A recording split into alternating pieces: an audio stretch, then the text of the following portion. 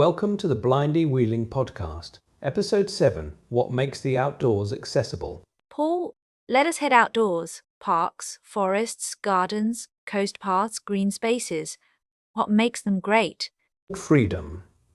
Space. A sense of breathing out.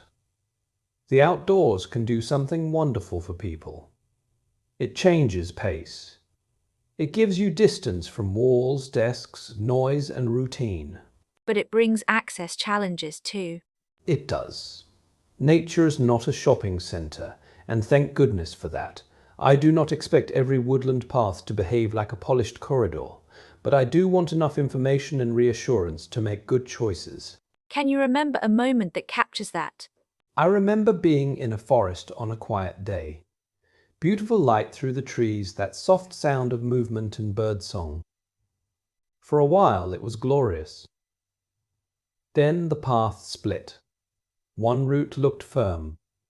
Another looked more interesting, but uncertain. There was no sign, no distance, no clue what happened next. So I stopped. Not because I'd reached a barrier, but because I'd reached uncertainty. The spell broke. I was no longer in the forest in that lovely open way. I was assessing risk. That is a subtle change. Very. And outdoors, subtle changes matter. A surface that looks fine at the start may become muddy.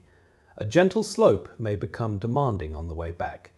A gait may be manageable for one person and impossible for another.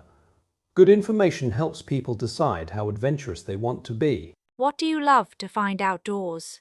Clear trail information, honest distances, surface descriptions, gradients where relevant, rest points, accessible toilets and parking, our old friends from the glamorous department, and signs that reassure without cluttering the place. How do you balance access with the natural feel? You do not have to turn the outdoors into an instruction manual.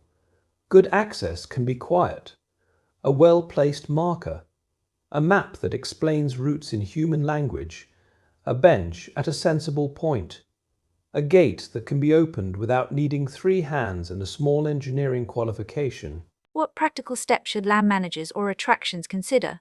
First, describe routes honestly. Easy, moderate, and challenging mean different things to different people, so explain what you mean. Second, maintain the first section especially well, because that is where confidence is built. Third, create shorter loops as well as longer routes. Fourth, provide photographs of paths, gates, and surfaces. And for staff or volunteers? Help them understand the routes. Visitors often ask practical questions. How far? How steep? How muddy? Where can I turn back? A confident answer can be the difference between someone trying the route and not. What is the positive opportunity? Outdoor access is not just about disability. Families with buggies, older visitors, people recovering from injury, anyone who likes to know what they are getting into before they set off like a heroic explorer in sensible shoes. Better information helps everyone. Your final thought? The outdoors is at its best when people feel free to explore at their own pace. Accessibility does not remove adventure. It makes adventure more possible. That brings us to the end of the episode and today's podcast. Enjoy your adventures outdoors and bye for now.